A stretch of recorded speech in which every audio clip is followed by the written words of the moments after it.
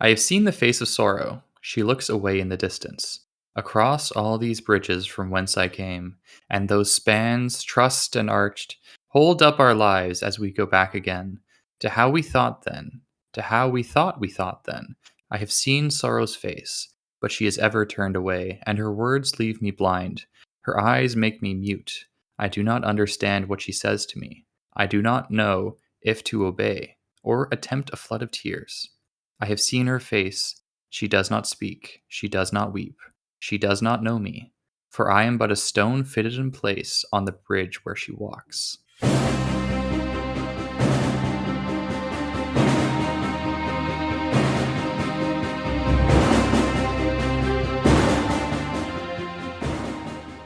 Hello and welcome to Legendarium Green Team's Malazan series and the final Reaper's Gale episode. My pseudonym is Hurinfan and I am joined today by Janath.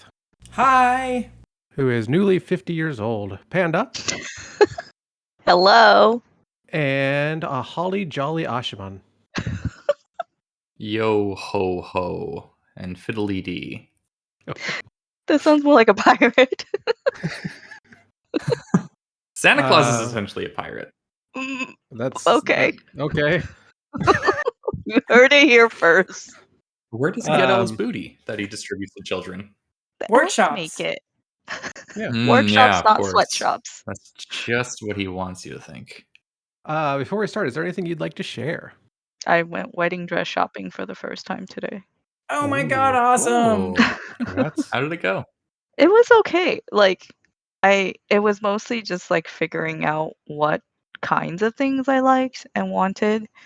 And then now that I know like what looks good, finding the right dress of that look. Nice. I've been listening to Smiley's podcast lately, and I told them I'd give him a shout out. So, Smiley's, check it out; it's pretty good. And I've been watching Books with Banks on YouTube. He's got really good Malazan content. Is Smiley's podcast all Malazan, only Malazan stuff? So far, yeah. Oh no, I think they did a Rejoice episode too. So all Erickson stuff so far?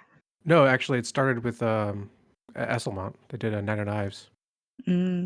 Isn't one of their hosts the person who did the essays on Reddit for Sin and Lazine? Maybe, I don't know. Those are good essays. They had Niflrog on as a guest once, which is pretty cool. Nice. I'd like Niflrog to come on ours if you're listening. So, chapter 22? 23. Why not? Chapter 23. Menendor and her sisters seriously overestimate their ranking on the Malazan power tier list. The heroic quest reaches its glorious conclusion. That's it? Okay. Yeah, that's all this chapter does. It covers events that happened there, and then the preceding chapter covers the other events in Letheris. Do you agree with Saren that Udanos is the only likable member of their party? I like all of them except for Clip. Yeah. Yeah, Clip doesn't count. I would say that Udanos is like the guy I would most like to hang out with. What about Kettle? I think Kettle's the most likable. That's kind of cheating, though. How is that She's cheating? a- She's a part of the game. I guess. She's the seat of an Azath house. Yeah, but she's still Yeah, she could just Kettle. sprout in your living room. And she's so nice and just quiet, Innocent. little girl, and yeah. Traumatized. I wouldn't call her innocent. Yeah, well, that's true. She did. She murdered all of them, more than any of them, except for probably Silchus Ruin. Yeah. Okay. Fair. She's so small and a child, though. So yeah, totally a child. We give her a pass. Small things get passes for murder.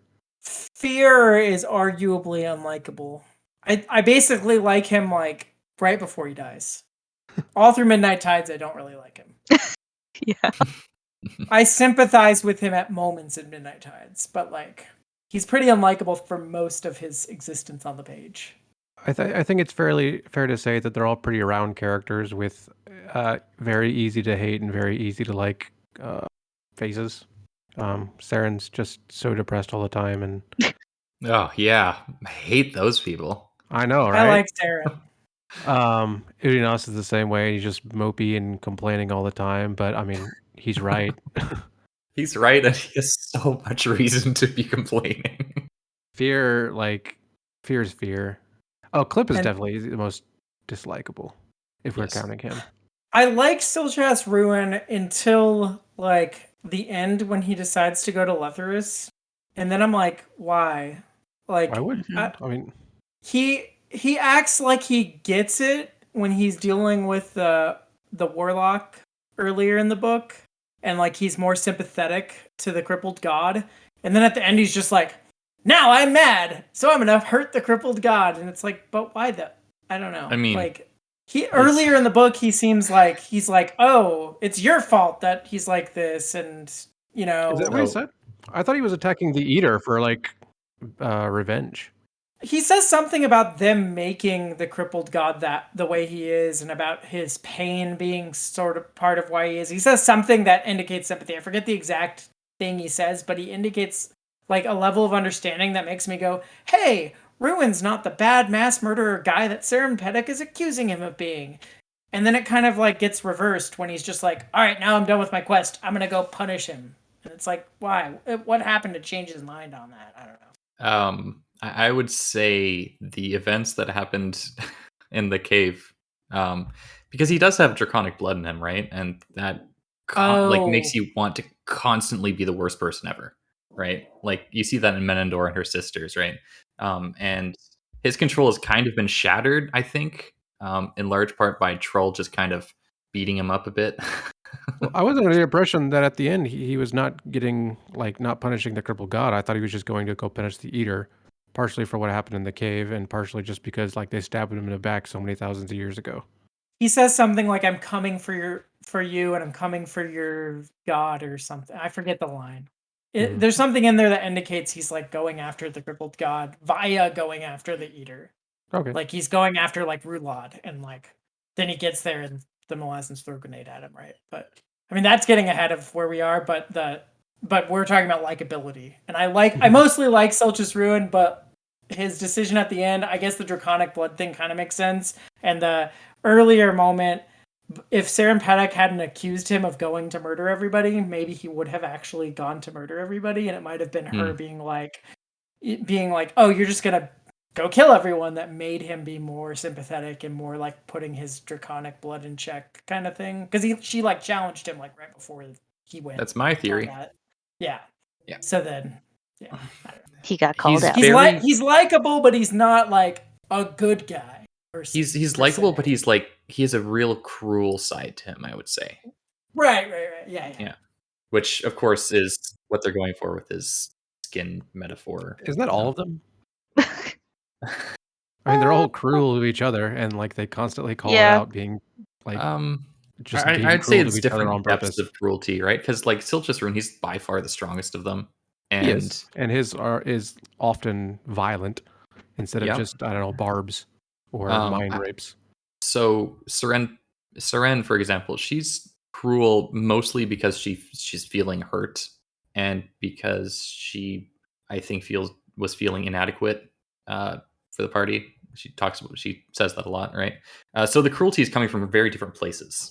Yeah, Ruin's cruelty seems to come from righteous indignation, or just being upset, or like contempt, depending on the situation, or like expedience.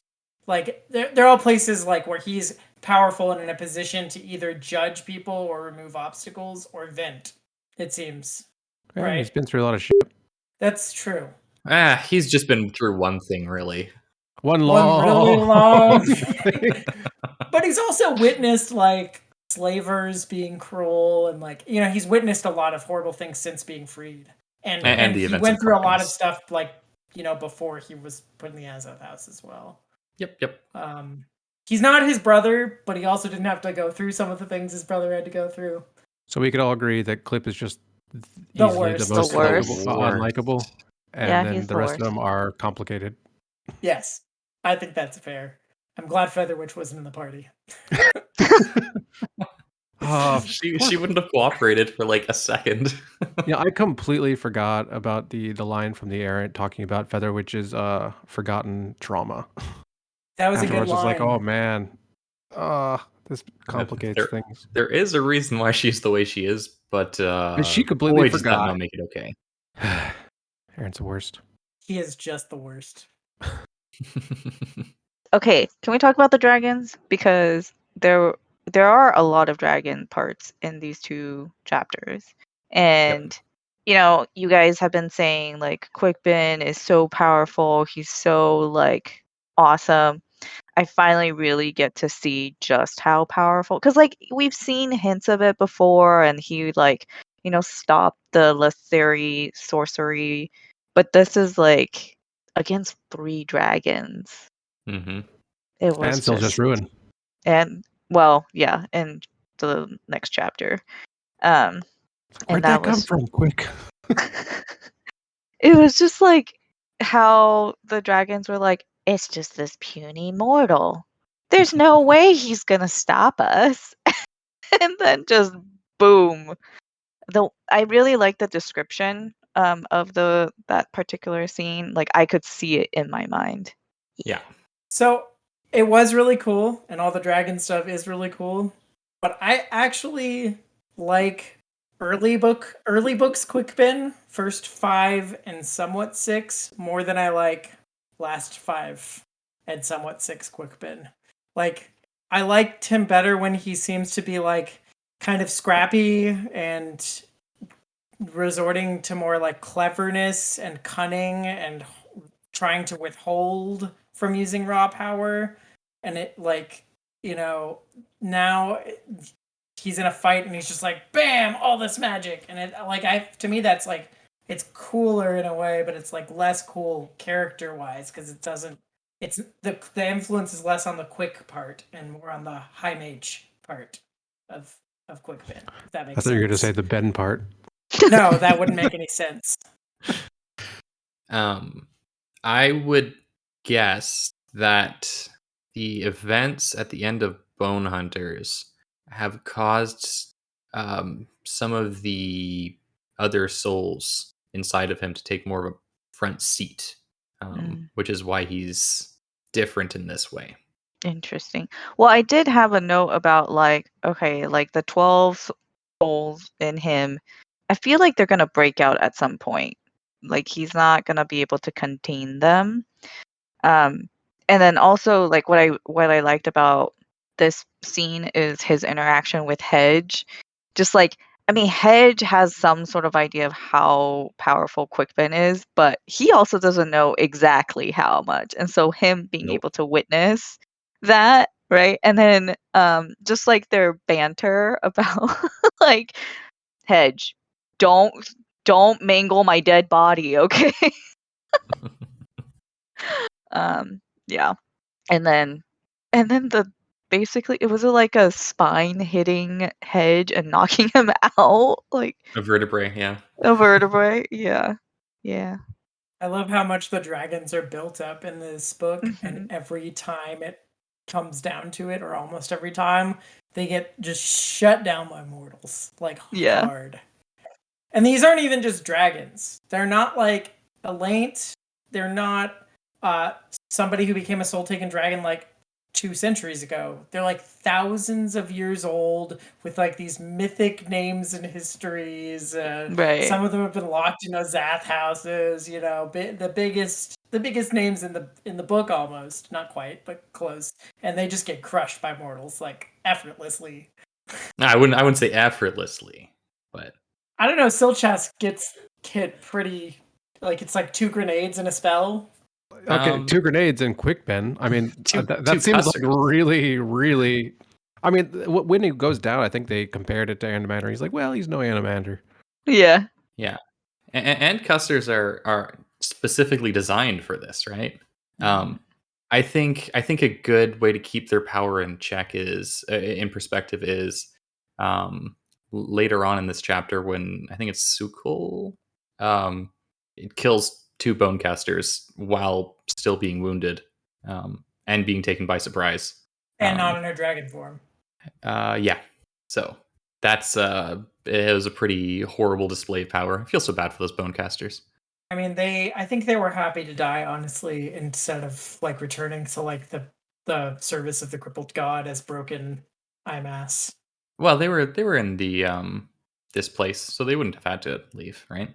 Well, They're like free if the of. place wasn't being attacked, right? But they were like happy, like I feel They like were they ready. felt like yeah, like I think the sacrifice that they were making, they were happy to make the sacrifice. It's just they could have lived their new lives. Yeah, but I think right. part of it was the pain of remembering, and they're like, you know what, we've lived long enough. I'm ready to be at peace. Yeah, maybe. At least that's what I thought they said. Yeah, that's kind of how I read it. But obviously they could have just like retired if they weren't being attacked, right? They So could have been happy bears living out their Yeah. lives. Also, Erickson got like weirdly scientific in his descriptions for the fight between the bone there was a casting. lot. Yeah, there was a lot of anatomy talk, right? Yeah. It was like, Yeah. what happened here? Because like a lot of, I mean, he was more general in a lot of his other fights, and this one was just like, and this is the part of the head and brain that got hit, and it was really weird. Yeah, he's really trying to drive home the brutality of this fight, I think. Yeah. And continuing a theme, or maybe it's not a theme, maybe it's like a tactic, I don't know. Continuing the method of putting us in the heads of people whose heads we haven't been in before for the first time as they die. It's all through the book. As their heads explode. Yeah. Like way more than it is. I mean, not that he hasn't used it in other books, especially Memories of Ice, I think, maybe. But it's a lot in this book. Like Yeah. throughout the whole book, it keeps coming back to that. To show like even if you're rooting for one side or the other in the war, like the war sucks even for the side you're rooting against, kind of. Like Yeah. I think it's like a deliberate moral coding of the book. Yeah. Mhm. Like Rudd loses his mom, which is kind of sad. Yeah, I mean, that she wasn't the happens. best mom, but they still obviously cared each other. But the refugium is real now, which is nice. Yeah. At least Mhm. I'm happy for Yeah. them. Happy for them. Well, I'm happy thanks, for Kettle. Umlas. Thank you, Kettle, for your Thanks, Kettle. sacrifice. Yeah. And shout out to Ronan and Cotillion. Yeah, they win again. They always win. It's like, damn it, they Like, did it again. how far out would they have had to plan for How this? much did they know? I don't Right? know. I'm like, I think they're not that smart or that like see into the future. Omnipotent? Prescient? Yes, prescient. I think this is just like, I think they have plans within plans and backup plans and plan C's okay, and plan fine, yeah. B's. And then they also just use anything that comes in their way. 'Cause, Right. I mean, so they might. how many times have we seen like Shadowthorn talking to some god or some ascendant? He's like, "Hey, let's do this," and like we have no idea what the hell's going on, but like we know they're planning these things, right? I guess like, can you see what the backup plan would have been if Silchus Ruin wasn't the one to kill Kettle? Like, it seems like they're just hinging that plan on one person doing what they think they will do. That seems pretty risky. So they spent a lot of time in the Azath houses, right? Mm-hmm. And time is wonky there. Okay. I think I have no idea if this was established or not. If I'd heard, well, I've definitely heard this before in the fan community, but I am convinced by the idea that they have some knowledge of how things go down, Like, and all they the can timey-wimey sense of the they can go to the future, and they have gone to the future, so they know.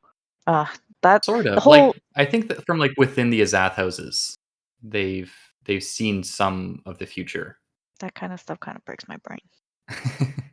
Yeah, it's and even outside of the Azath houses, we've seen some moments, places, I don't know what to call them, where like the concept of time has completely collapsed and the present and the past are existing at the same time. So Mm. while we haven't seen it from the other side, where the past or where the future and the present are coinciding, that is necessarily the case, right? Because if if we were from the Aristotel's perspective, she's been to the future like a bajillion times, kind of thing. So like even outside of these Ath houses, going to the future, quote unquote, not exactly what happens, but something along those lines is possible, right?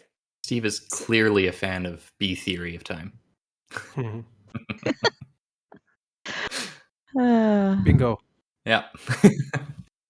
I do have to say I did. So the way that chapter 23 ended, it was like, describing Silch's ruin, transforming into his dragon form, and like coming, he's going to Lethris. And I was like, oh crap, like player 3 enters the game.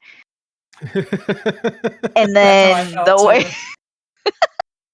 the way that it was going down in chapter 25, I was like, okay, this was a bit of a letdown. And that, I mean, one, he was In the like way that going you wanted after, to see him, like, yeah, he you was wanted to like see him, going like, after, rain on the city and like pick up people by his talons and drop them. And no, there's a dragon. It's a dragon. I read him. Better get Head it. shoots him. Head. I read chapter 24 for the first time, all in 1 or 2 days. yeah, Just like binged the whole thing. It's quite long. It's like a novella, the right. chapter by itself. And when I got to the anti-climax with the dragon, I had the opposite reaction. I like come out of the office at work and I'm like telling my coworker about it. I'm like, oh, they set this up and then they subverted it and oh my god, it was so great. And she was like laughing her ass off because she thought it was like she read similar kind of books to Malazan, and like I'd already recommended it to her, and she had recommended some fantasy to me, and so she was just like loving it, like, oh, that's so cool, blah blah blah. Like, I was mean, like hiding in the office reading. I'm glad we don't use our real names on this podcast. Like hiding in the office reading for hours instead of doing anything at work. No, I agree. Like it's satisfying in a different way than what you kind of want, if that makes Yeah. sense. Yeah. But like the sting is kind of taken off because Fid and Hedge kind of get their time to finally meet in flesh. Yeah. And if it helps, if it hadn't been for Fiddler, Hedge, and Quickben, Silch's Ruin absolutely would have just destroyed the city. I know. That whole Game of Thrones scene with the, anyway, that was spoilers for Game of Thrones, but anyway, but yeah, like it ended on such an epic note, and it just didn't go I the was way also that I thought. disappointed the Sure, first time. fight, dragon. Yeah. Yeah, fucking dragon. That's one of my favorite lines in the entire series. I love how just like summarily, like they just like as a matter of course deal with a dragon. Like it's like Mhm. the Malazan Marines, everyone. Yeah, they didn't hesitate. Is this the chapter where Udnas gets to be a father, or is that the epilogue? That's the epilogue. That's the epilogue. Okay. So we haven't really talked about the scene in the cave where they're all fighting. I feel really, really bad for Fear here. But also I kind of see what he did as like a redemptive act for the Eater, right? Because Scabby had done the exact same thing, trying to stab Silchus Rune in the back thousands of years ago, for entirely selfish reasons. And on the flip side, Fear is doing this for entirely altruistic reasons, because he sees his brother and he doesn't want his brother to die, and this is like the only thing he can make up for what he's done and what he's allowed to happen. Yeah. And given the fact that the entire book, Fear has been seeking some way to redeem the Eater, I think that's honestly a really fitting end for him. It is fitting. But at the same time, like nobody actually, well, I was going to say nobody actually needed to die, but I think Fear did need to die in this case, because if it didn't happen the way that it did, Silch's Ruin would still have killed him, because the reason why they both want the finesse is different, or opposing. Yeah. And Clip needed to die. He just didn't. oh man. And Udanas wasn't going to just let Kettle be killed. So there was going to be some kind of altercation over that, although obviously, like, Udenas is the weakest by far. I was surprised by Wither. I Mhm. didn't expect Wither to be the one to attack Udenas. Such a betrayal, right? Yeah. Why Like, did they he were- again? What happened there? Because Wither is ultimately loyal to Silchus Ruin, and Oh, Udenas because was he's going an to try and anti. Eater. pumpkin eater. Yeah. I really liked the rest of the cave scene too. I thought the tying the Kalava, Onos, that's his name, right? No, not Onos. Onrak, arc in a bow with their kid and them being Lucian Pearl. reunited was nice.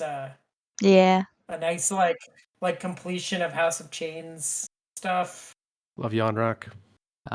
Trull has his moment of glory, facing off against Silchus and then Clip, and coming out on top in both scenarios. Trull, Mhm. what a bamf. I was really Yeah. moved by the scene where Udenas was explaining to Troll what his brother did and why he did it. Yep. Yeah. It's nice considering he was so antagonistic with Fear the entire time. Yeah, and Right. he even admits to himself that, like, he does criticize Fear a lot, but Fear is willing to take a step of hope that Udenas himself can't, and he admires that about him. Because he's so cynical. He's so cynical. Yeah, you kind of need this, like, naivete that Fear has to set things in motion. So, with Midnight Tides being one of the only books in the series I haven't reread in part or in full, does knowing how Fear ends up reverberate back in the reread to when you're reading him in Midnight Tides? Not like in a game-changing way, I would say.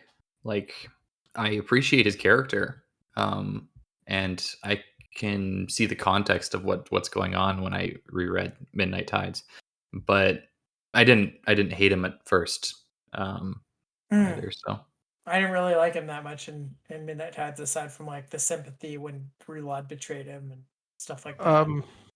My feelings haven't changed on him at all. I mean, like I said, he's a complicated character, and I still don't really like him. I think he's especially a butt in Midnight Tides, but Okay, I didn't know if there's any recontextualization there or not. Okay. this might be better for another episode. But I wonder why Kilava had to kill her entire clan, and I'm interested in that story. Because she doesn't seem too bad, right? At least from our glimpses of her. And maybe She's she was just a forced bit to do it. Maybe it was a magical thing. straightforward. Yeah. Maybe it's a bad story from other people who were lying about it. Maybe Tool had the wrong perspective. I don't know. Don't we know why? Didn't she refuse to submit to the ritual? She literally couldn't because her likeness was painted in the cave. But didn't they come after her for that, thinking she was just refusing? And Maybe. she fought them off. But you'd I think don't- that she wouldn't literally have to kill everyone. yeah, she could just run, right? Or she could just not kill the children. That's usually a pretty easy thing to do. Okay. That's just something I'm kind of interested in hearing about. Yeah, she killed all of them except for Tool. Probably because she couldn't. Maybe. I know that nobody remembers it. I just said Tool's the first sword of the Tlani. Yes, he is. Yes, he is. But she has magic. Magic schmagic. Magic schmagic. True. Next chapter? Panda says yes. Pour one I out say for yes. Kettle, I guess. Yeah. Udenas was holding her hand right up until the end. Yeah. Good guy, Udenas. So chapter 24. The Bone Hunters take the city of Letharus. Icarium finally turns on one of its machines. Tehol and Janath are freed by the newly resurrected Briss. Rulad dies his final death. Panda, what do you think happened with Icarium? Think happened with him? Yeah. He probably built a giant time machine, and he himself is the power source for it. And the ending to this whole series is everything starts over again. I'm just kidding. Nice. I like it. You're not far off. I mean, All of it'll be explained in the next coming books, but yeah. I figured the machine probably has something to do with time, since the other things we've seen him build before were like clocks and stuff. So He's talking about rooting himself in the world, and he was talking right, about cruel, and he's talking about how he's going to make himself a part of the world so that he right. could, yeah. He's missing a certain consciousness because he doesn't have memories, and he wants those memories. Yeah. Yeah, So he becomes Father Time. exactly. Yeah. So now there's going to be time magic in Malazan, and Shadowthrone's going to show up, and he's going to be like, woo, woo, woo, woo, woo, woo. So I don't remember what I don't remember for sure what I thought the machine did at the end of this book, but I know for sure I was convinced that Icarium died Okay. from this scene, and everybody else that gets roasted by the machine. Yeah, I Fair, don't think they he's were dead. disintegrated. You know, that was like, it was kind of like Erickson's way of cleaning up and cleaning house in a way. Just like, Oh, man. and you died, and you died, and you died, and just like a bunch of, it was like a Oh, bunch yeah, of I bad see. people Earthquake, died. floods. Yeah, Yeah. this is the end for Rautos Hivanar. Yeah. And Ivanar. Terralak And Veed. Vexilium. Yep. Yeah. And we know that dying your in the sister. Book of the Fallen always means a clean house, right? Well, I mean, I feel like in this case it is, but I might be wrong. I don't know. I will say this is not one of the great simplifying moments of the story. That I can tell you. It's in Okay, some ways great. it is. In some ways. I stand by what I said. Okay. Yeah, we can have very fruitful conversations about this later on. Like in the And next even book. Terralak David's death was No. he made him somewhat empathetic, despite me hating the guy's guts. I still hate him, but Yeah, no. he is a more complicated character than it was led on in Bone Hunters. You mean like because his village was destroyed by Icarium before, and he's just I don't know, just like at the reliving? last moment, you're given like I don't know, a different perspective of him instead of just this a-hole who stole Mappo's This greasy spot, man who runs through the desert. Yeah. Spits in his hair. using him as a weapon. And after what happens at the end of Bone Hunters, isn't he more like self-reflective and like morally questioning, and he's not just like dedicated to being an a-hole? He lightens up, I'll say Yeah, that. sort of. I mean, he would still do everything he can to make bad stuff happen. He's Which, starting to get I don't cold. know, He starts to get cold feet though, and he's just going through the motions. He becomes more like, and I Yeah. say more like, not exactly equal to Lorne. Mm, Like yeah, I can see where it. at the end she still does all the bad things and carries it all through, but she's like in her mind she's like breaking, and she's like not More really ambivalent about it. committed to the morality of what she's doing. She's just acting like a tool. That's how I read him in this book. I see. Like he just keeps doing it, even though he's like, this is terrible. I shouldn't be doing this. I'm afraid. I have a bad feeling about this, and he just keeps doing it anyway. Good soldiers follow orders. He really is a pawn. Lorne is a much more moral character in general. I'm not saying like they're And more interesting. I love Lorne. Yeah. Lawrence, yeah, she is just better in every way. I guess she doesn't have the spit technique down. Ugh. Why that detail? Come on. I mean, we remember it. Ugh, It's I not guess. anything I've ever read before. Every It's his most time, it's like distinctive quality. every time this character comes on the page, after a while you haven't seen him, he comes onto the page. That detail is just like He's repeated. got a loogie in his hair. Ugh, so Okay, gross. let's move on. I will say, in terms of disappointment, I was so stoked to meet the Gruul people after Deadhouse Gates, and Terralak Veed is just the worst. he's not even cool. Uh-huh. Korab continues to be Korab. Bottle's like, The I best. don't need you to guard me. And Korab's like, don't worry. I will keep you alive. We're gonna need die a fear glorious nothing. death today. I will guard you. Yeah. Yes. But you know which character I'm like, die already? Siren? Ugh. Thurin? Yeah, Oh, whatever. the assassin. Oh, Yeah, he's not an assassin. whatever. The The guy that chancellor's. killed Troll. Yeah, Yes, the he guy who killed assassinates Troll, Troll. but he's not an assassin, right? Like he's just There kind of was like a an soldier. assassin. I thought he was assassin. No, he's a thug that was elevated by the Patriotists and was given command of the armies by the Chancellor, and he's just kind of like a unintelligent beatstick that went around being hateful to everybody. Yeah. I think I got Ceres, and someone else Siren? mixed up. Siren, thank you. but yeah, Siren sucks. Yeah. Yes. Yeah, And he got a he's fitting really ending. competing. Yeah, he's really competing in my mind for like most morally reprehensible character in the series. Like he doesn't commit things at scale, but he totally would if he could. He was really the errant, though. Yeah, there is the errant, but the errant has sort of the like.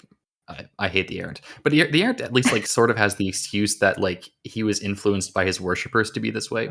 Siren Kanar is just the worst because he's a hateful man who is scared of. Okay, if you accept that excuse for the errant, then you have to accept the excuse for Siren that the system brings out the worst in humans and incentivizes that kind of behavior. The Sure, but it's Letheri like a system. different.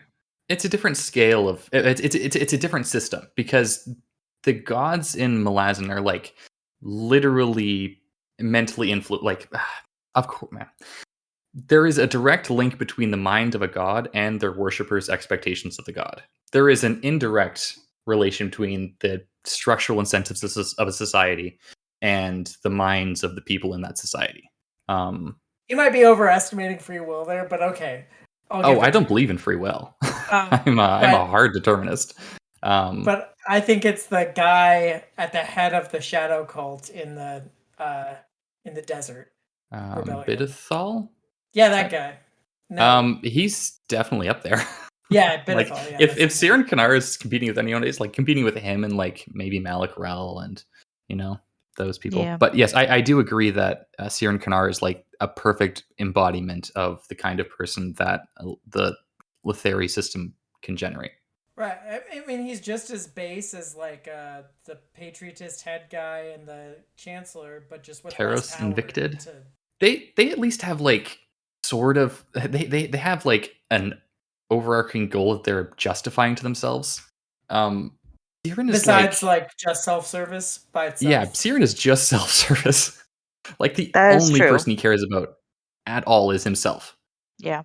That's right. And he's just willing to stab anyone in the back at whatever point to make his life like, even a little bit easier. He tried to like molest that guard that let him in through that This guy trap lets door. me into the city. Like, seriously, Just dude? immediately.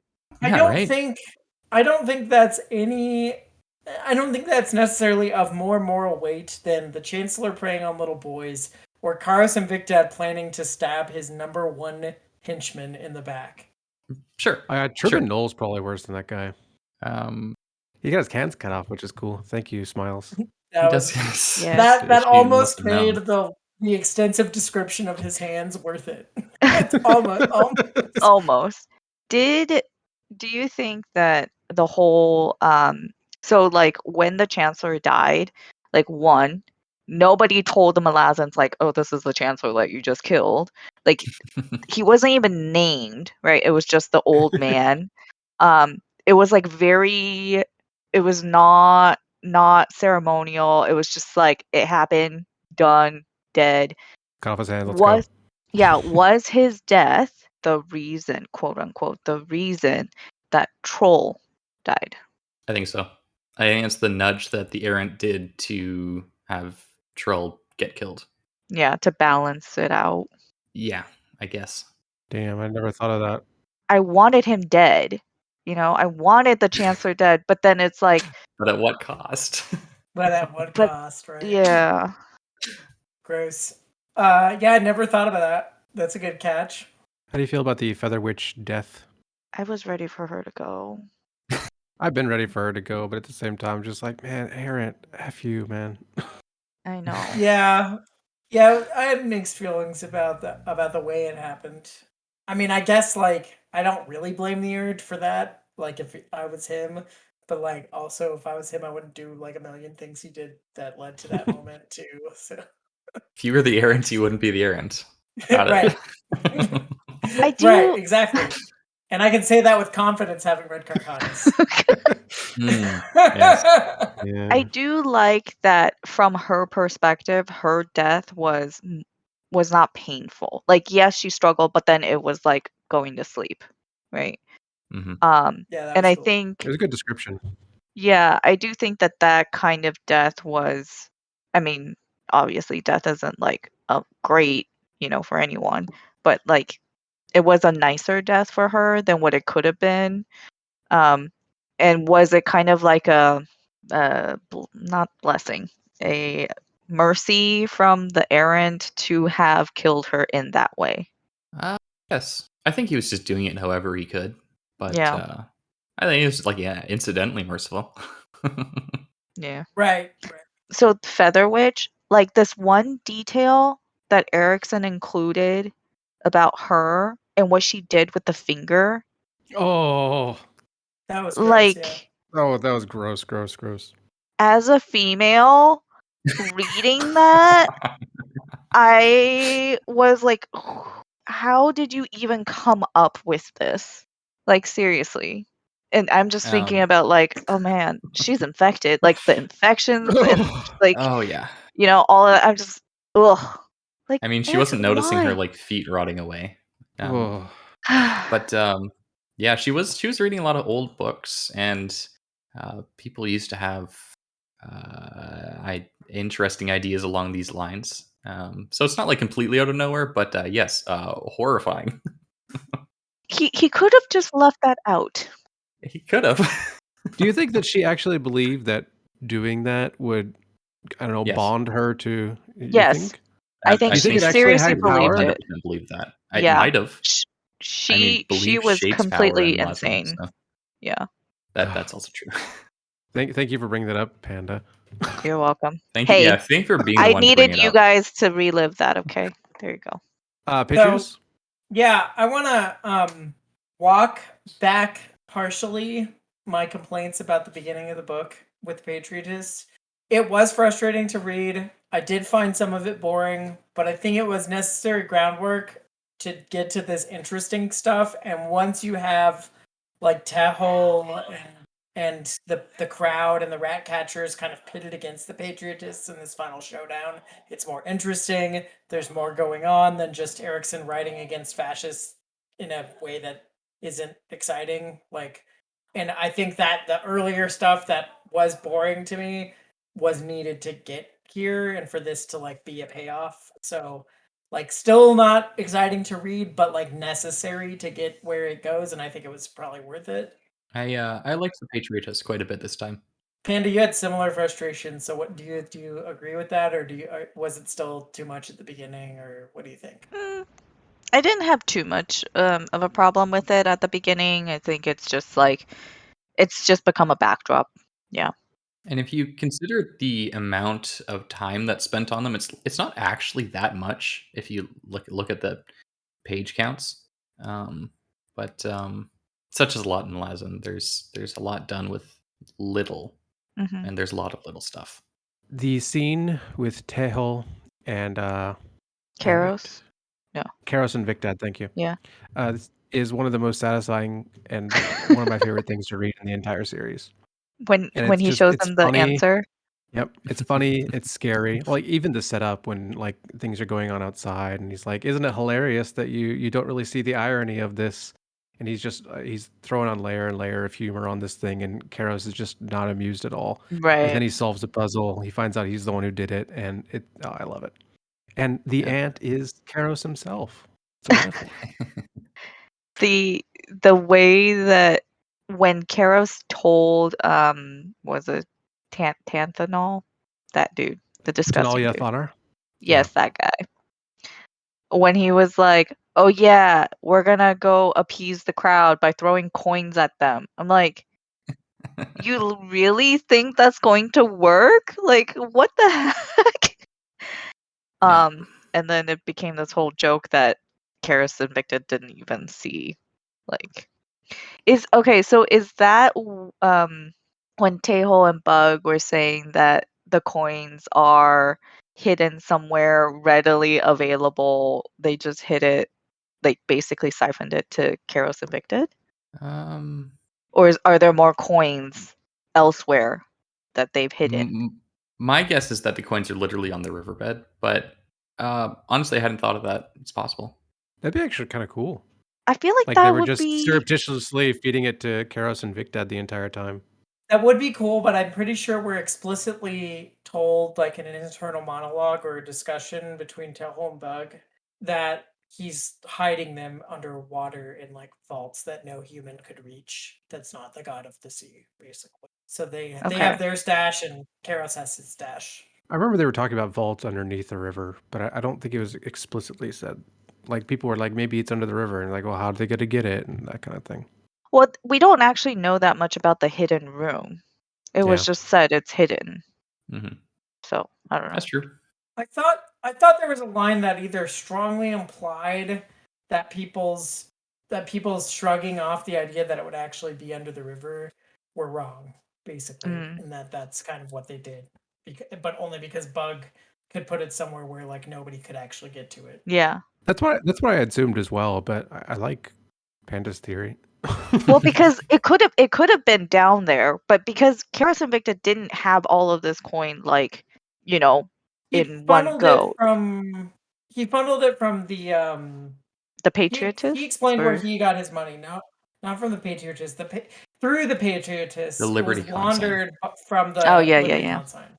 Yeah. Which were so they got plundered from both ends, basically. Gotcha. Yeah, but maybe Bug and Taeho were playing like 5D chess, and they were siphoning it towards the Liberty Consign, so that I think it'd be cool. I like it. I especially loved how Karos Invicted refused the notion of humor. Yeah. And it's just like, oh man, autocrats really, really hate humor. And Karos Invicted, he's a good encapsulation of autocratic thinking, and he brilliantly shows the limitations of that thinking, because they're just like some things that he can't see, because sometimes he's just not told, and other times he's just like so cynical about human nature that he just can't fathom the kind of stuff that humans can do sometimes when they're pushed to their limits. Yeah. Although, to be fair, they were helped a lot by the Ratcatcher's Guild. The mob totally would have just killed Tehol if it hadn't been for the I like that the twist. machinations at play there. Yeah, I really like that twist. His lack of humor is a really good contrast from Chapter 3, where I think Taeho was talking about the best way to fight basically fascism was just to laugh in their face, and they hate it. Maybe not the best way, but I think we talked that in the first episode. Nefarious Bread was brought up. Yeah, we still haven't seen him though. Yeah. No, but weird. Oh yeah, they were talking about like whether or not Kenneth would send a runner, and then it was talking about how the Bone Hunters had this motto about last in, looking around. Because Kenneth would have been like, we want to be the first in Letherus. Yeah, last in, looking around. And then Tavor was like, and which soldier coined this? Right. And then she's like, nefarious bread. The story says nefarious bread. But then she was like, did the adjunct smile? Like, did she have a twitching smile? Like, adjunct knows. She's in on the joke. I can neither confirm nor deny the existence of nefarious bread. I don't think he actually exists. Isn't the Karsus scene cool? Isn't Karsus really cool. The coolest character? It is so cool. It's one of the coolest things. Yes. You say that? It also like, not only is it really cool, but it like continues the trope of the Bone Hunters never getting the fight that they set out to get. Because like they get there and the Emperor's just dealt with already. Yeah, there's a new one. And he has no links to the crippled god. The new In a one. blanket. Yeah. Actually, he's linked to a different god. Right. They don't know it though. Yeah, it's Yeah. it's so it's such a just a continuation of like the military blue balls of the Bone Hunters. I think they are properly challenged this time. Yeah, they do get their proper battles. The regulars get a proper battle. They're all very happy about this. The Marines get to just go to town on this city. Yeah. But no looting, which is nice of them. Yeah, Korik, he's called him out. He's like, Malazans don't loot. I was like, oh, Korik, you might be a murderous psychopath, but I kind of like you. I don't know if I'd call him a psychopath, but definitely he's good at killing. Yeah, okay, but the whole point of fighting battles is to win objectives, so they get their first stand-up fight, and there is no objective at the end. Like, you know, They didn't want the fight with Rulad. I'll say that would have been a bad thing. Let's go back to Karsa, though. Yeah. oh yeah, sorry, I skipped right over that. Karsa's awesome. We're waiting for him to do something the entire book, and it's like, I don't know what he's gonna do, but it's gonna be so cool. And he does it, and I think everyone thinks it's cool. So good job. I mean, like, I was I expecting like how- him. Sorry, go ahead. Well, I was saying I like how helpful that Ublalapong was in playing Guacamole for a really long time until they get a freeze of spirits, and they helped him out. Just I can imagine Ublalapong playing Guacamole in a graveyard for hours on end. I didn't really understand what he was doing. Like, he was like picking grass. So like I imagine like the Teblor gods were trying to find their way up, and he was keeping them down. I see. Until it was time. Yeah, until it was time. he also killed Gotcha. Hunch. Yeah, but he Sacrificed wanted to- Hunch. yeah. Well, yeah, that was a part of the plan, I guess. Mhm. Which, who Mhm. is Hunch? Oh, he's just an old Toblikai that was living out in the woods and spiritual. He was also in Midnight Tides. I don't remember him at all. Don't He's worry the about poop guy. You remember the Yeah, poop he's guy the from he's earlier in the this poop book? guy, Hunch Arbat. Oh, the and poop guy! Okay, like, when you say poop he guy, now I leaves- remember. He leaves Yeah. the poop place and goes to the Yeah. graveyard with the Templor. And, Okay, Yeah. right. Thank you.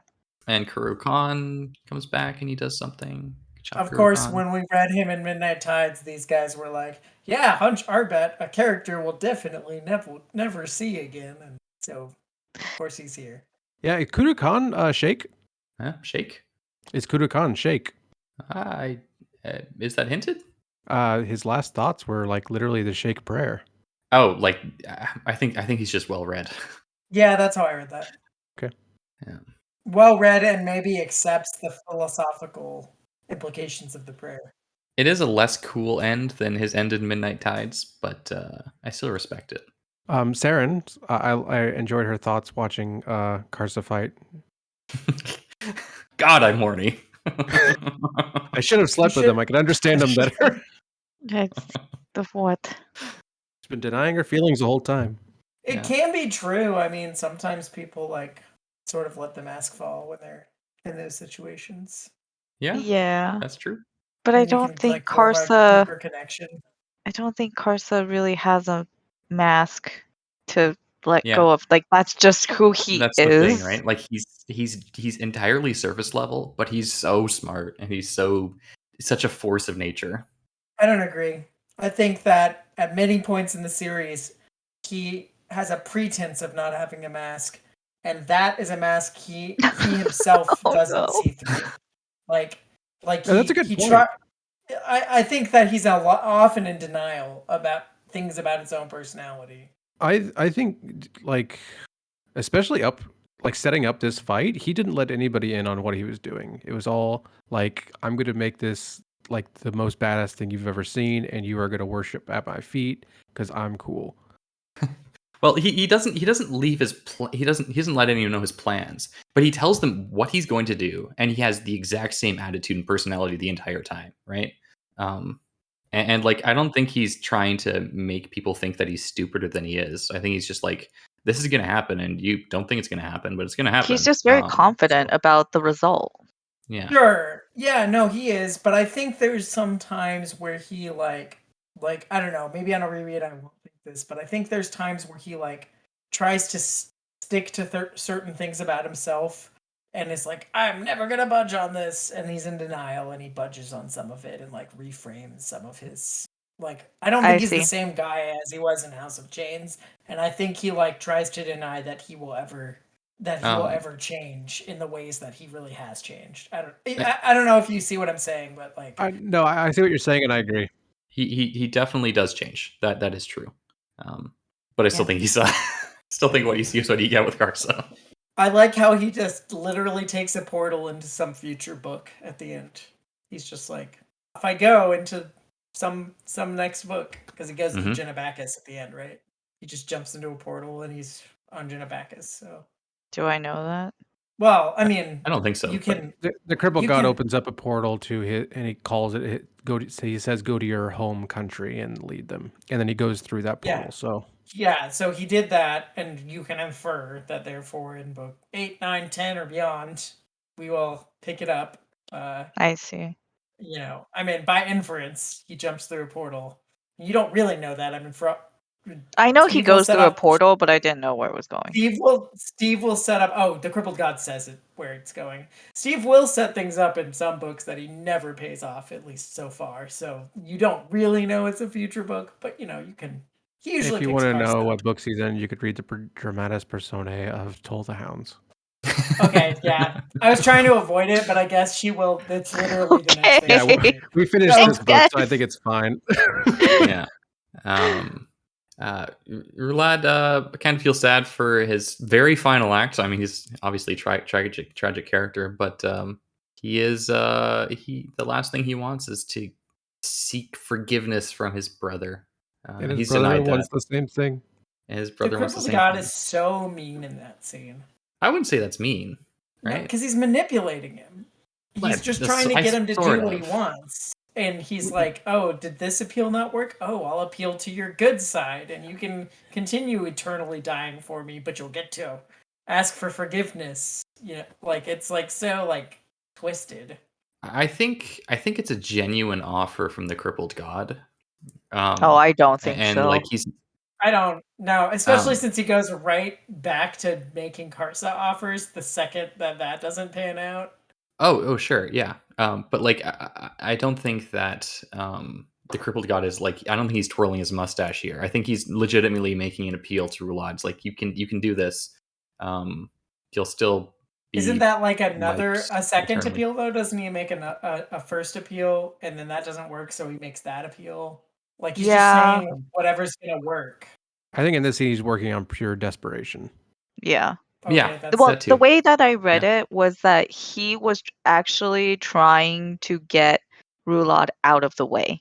And he was trying to get Rulad to pick up the sword again, knowing that Karsa was not going to let that happen.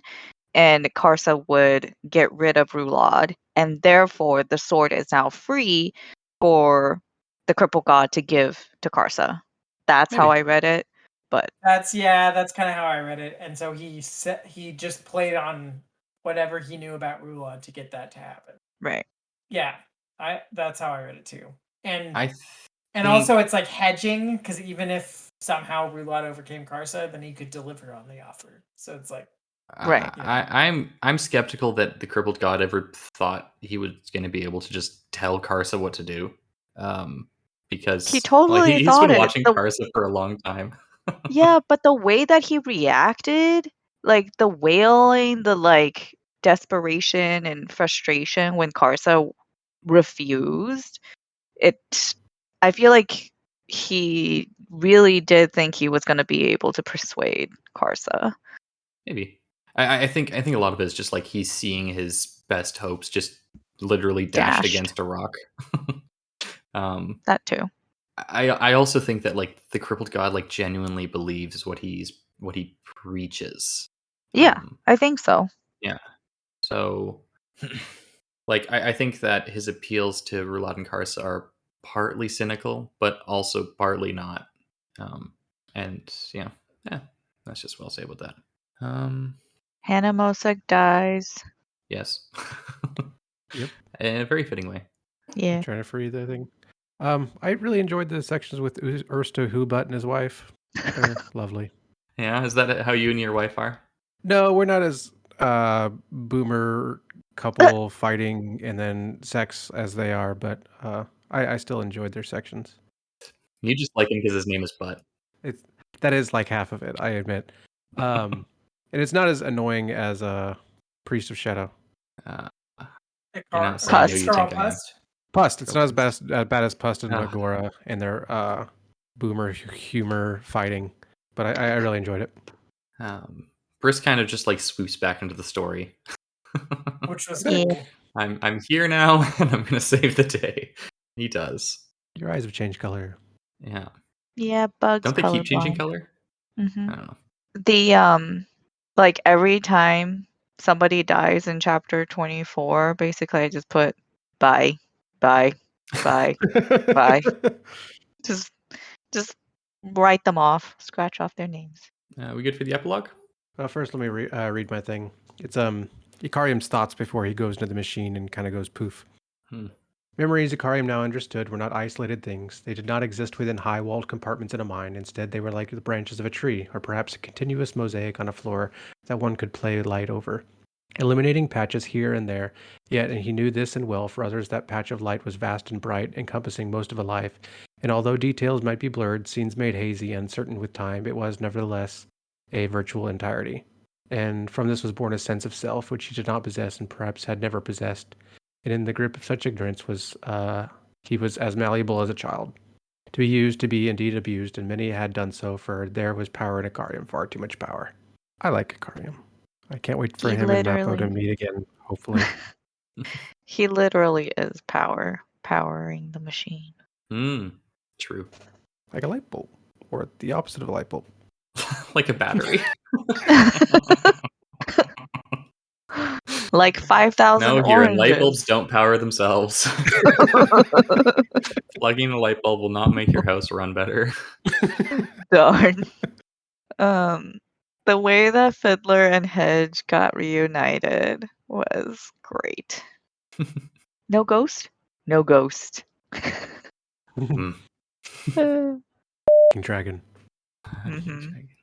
I like how the death of Troll Sangar, well, I like the way it was handled, number one, in general.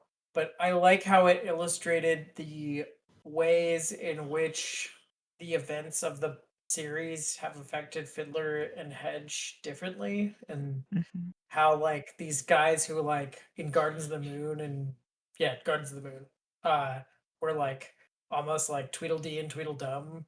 You get up here and they've grown apart in Hedge's afterlife to where like Troll's death is this hugely impactful thing and Fiddler doesn't know how to relate to it or like what to do about it. And like it was a Yeah. really good scene. Yeah, it's an experience they haven't shared.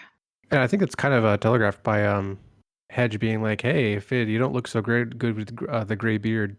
He's like, Fiddler's changed a lot, but Hedge maybe not so much. Yeah, he's been Although ghost. isn't Ghosts Fiddler's don't beard age. isn't Fiddler's beard pure white because of the purification at this point? So he's commenting on the Yeah. angelic. Good point. That's Yeah. true too. Yeah. And I Yeah. read too far into that. Of too. course, I am always torn to shreds by Trell's death. This time around, I was like the slightest bit miffed because like his inner monologue at the end is like, finally, I am one day until retirement. I'm gonna settle down with my wife, and life is gonna be great, even though my brothers are dead. I don't think it's bad writing. It's just I can totally see this being like a cop sitcom. Last day of the force. But Retirement's yeah. coming. Poor Troll.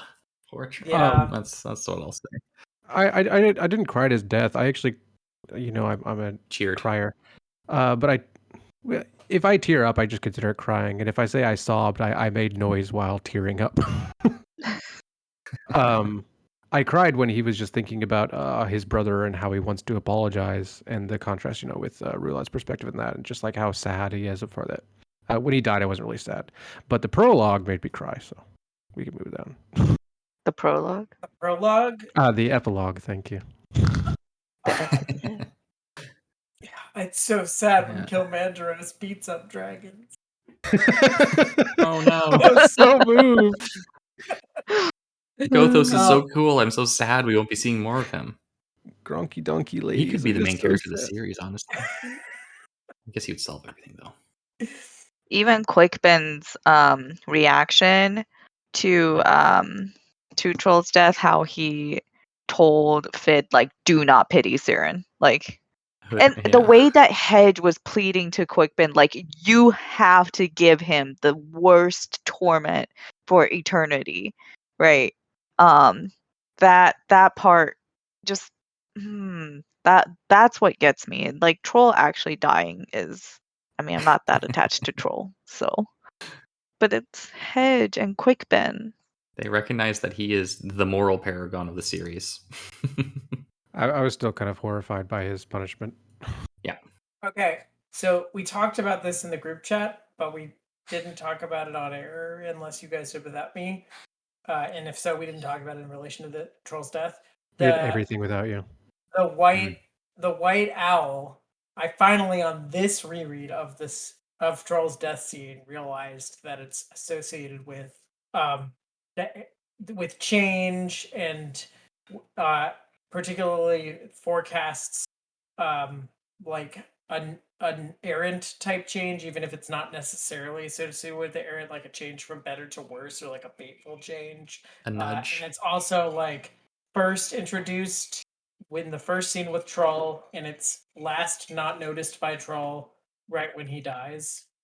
So even though there's at least one occurrence of the owl where Troll is not anything to do with the scene, it bookends Troll's character being in the narrative at the beginning and at the end. And the one scene at least is when Hannah Mosag sees the owl when he like purifies the temple, and he's like praying to the gods of the Teist. Did you notice the bottle foreshadowing? The what? Bottle. At one point, when they're invading Lether, Bottle's dreaming and he's speaking something, and he's like, I forgot. He's saying he doesn't notice the owl and calls him a fool, or he says he's gonna die or something. Yeah, I forgot about that. And then I had a question for Panda before we move on to the epilogue as well. If we don't see Tehol, Bug, at least as Bug, and Bryce, Benedict, and Janath, and anyone in the Letherist plotline again, like, do you feel that Reaper's Gale is a good end to all of these characters' like place in the narrative? I do. Like, I enjoyed Tehol and Bug's dynamic in particular. So I'll be a little sad, if there's no more of them together. But I think this was a nice ending for that group. I asked myself the same question when I got to this point, and that's the answer I came to as well. Yeah, especially with Tehol and Janath, like becoming a couple and the way that they interact. As king and queen.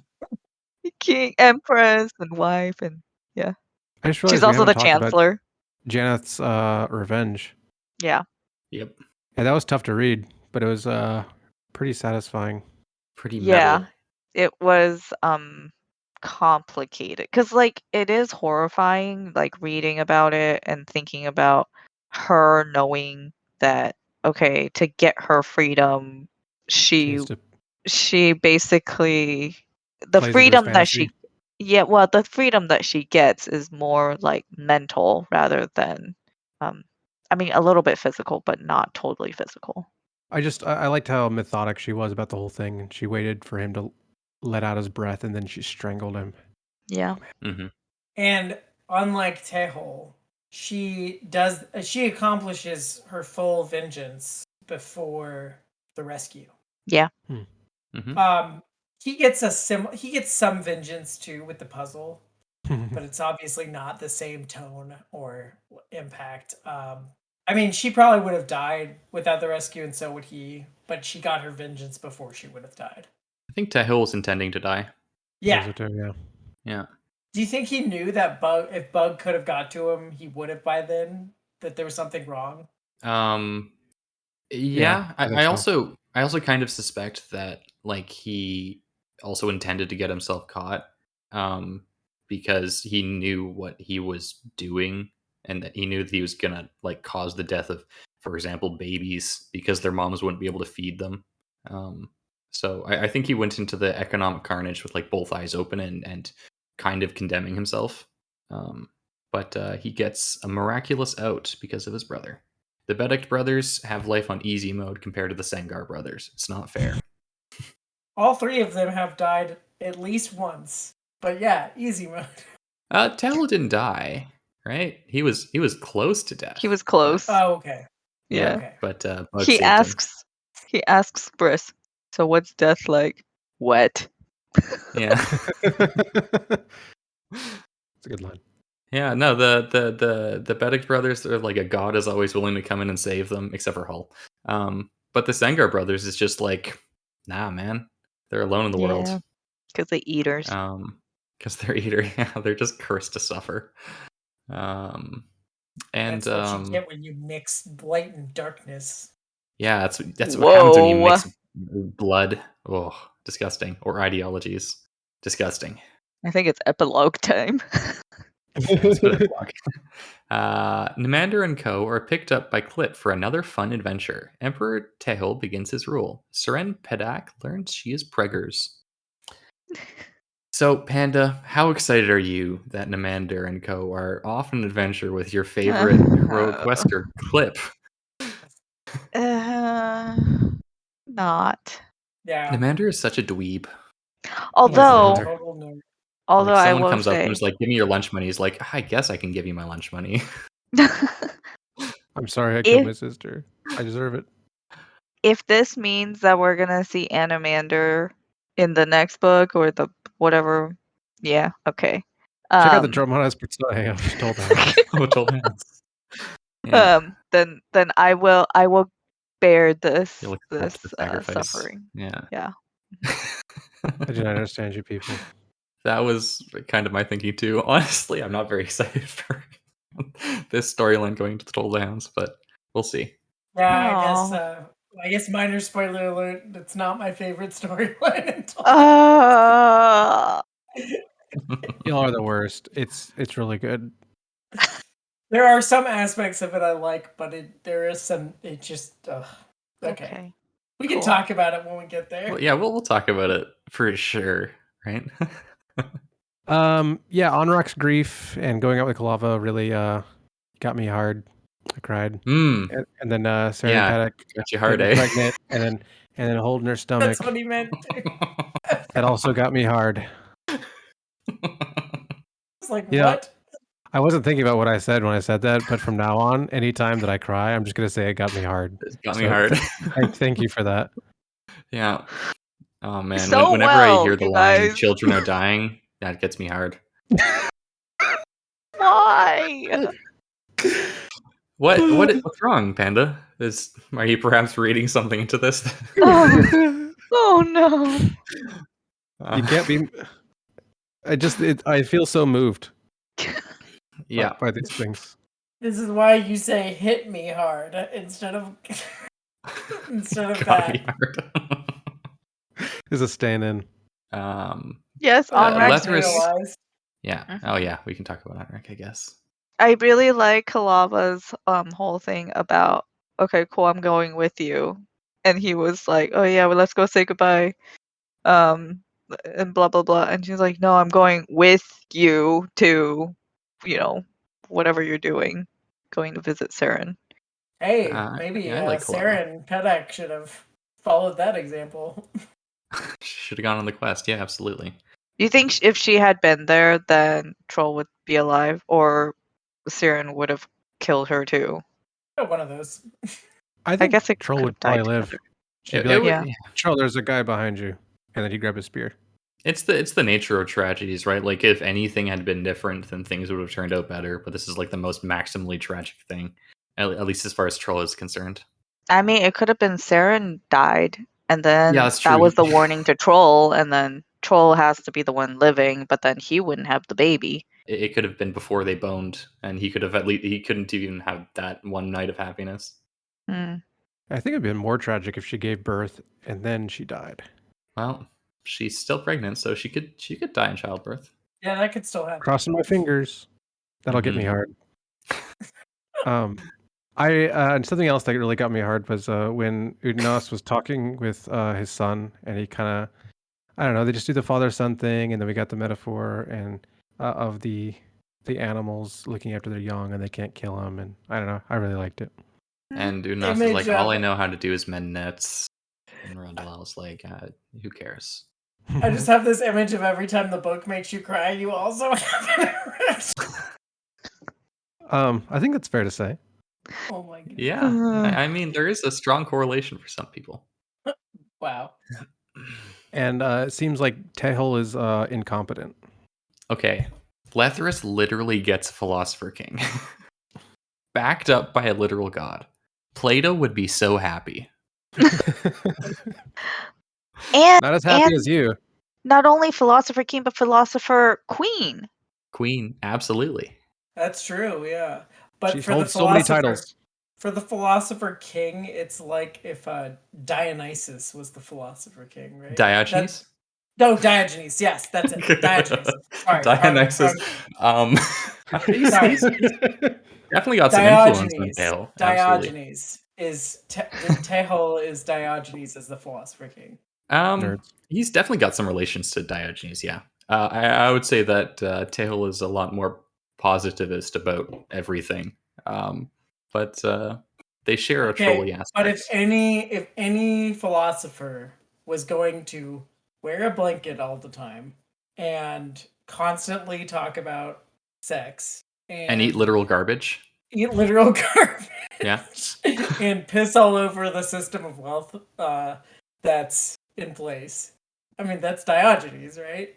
Like, it is. But Diogenes was like he was a skeptic, and Tehel's not really a skeptic, right? Like I think Tehel believes that knowledge can be acquired, and that there can be some good to come out of governmental systems. Whereas Diogenes, he's just an unproductive guy. Like a philosophically unproductive guy. There's more than just Diogenes in Tehol, but that there's some of that in Tehol. I think he was pretty skeptical of a lot of things outside of power and of what the system could do positively. I think our listeners are bored. Sorry. No. Listeners, if you have a chance, do a course on ancient philosophy. I think they all just fell asleep. Okay. So like the most famous Diogenes quote is, "In a rich man's house, the only place to spit is in their face." And I feel like that's a pretty Tehol type of sentiment, right? Sure. I would say his most famous quote is, "Were I Alexander, I would wish to be a Diogenes too." What? What is it? I don't even know that. Alexander the Great allegedly said that, "Were I not Alexander, I would wish to be Diogenes." And Diogenes said that, "Were I Alexander, I would wish to be a Diogenes too." That's also a pretty Tehol thing to say, right? Yeah. I mean, absolutely. Steve had Diogenes in mind when he was writing Tehol. They're funny. They're trashy. They're eccentric. There's a lot of parallels. It may not be 1-to-1, but there's a lot going on. Yeah. Right? I just feel sorry for Briss. Like he's like, I'm alive. I have my brother. He's now the emperor. So we're gonna get this empire back together. And then he's like, you know what? I'm just gonna go take a walk because all of you, idiots.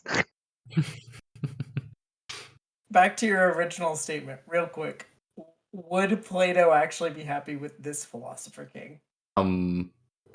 Like Plato specifically. Actually, I think he would. Okay. Tehel's got a lot of Socrates in him. I'll leave it Tehel's there. got a lot of Socrates. Yeah. Okay, that's actually fair. I think I might agree with that. Yeah. That concludes this episode. If you would... This is the nerdiest shit ever. I don't know. We can get nerdy. Sorry. Listen, we're only talking about the famous ancient philosophers right now. What else happened in this That's about epilogue? as deep as I can go. I think we talked about everything. Yeah, Anrak, Udinas, Tehol, Mhm. Saren. I guess final thoughts on Reaper's Gale, if we have any. I gave it 2 thumbs up. Like Have we done Siskel and Ebert. ranking in the books we've read so far?